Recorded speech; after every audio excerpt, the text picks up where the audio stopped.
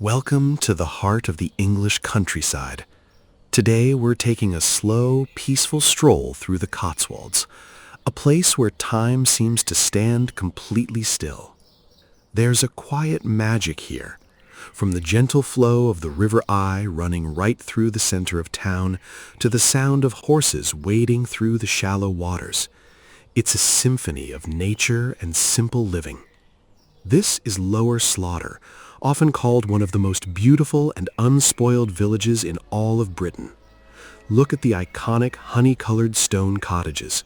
Many of these beautiful homes have stood right here, watching the world go by since the 17th century. Up ahead, the old mill water wheel steadily turns, just as it has for generations. It's an iconic piece of history nestled perfectly into the lush, green landscape. Everywhere you turn, there's another postcard-perfect view. Whether you're walking along the grassy riverbanks, sitting on a bench taking in the rolling hills, or simply wandering down Copp's Hill Road, once voted the most romantic street in the country, every step here feels like a deep, calming breath. It's a place for long walks, for quiet reflections, and for appreciating the simple, undisturbed beauty of nature.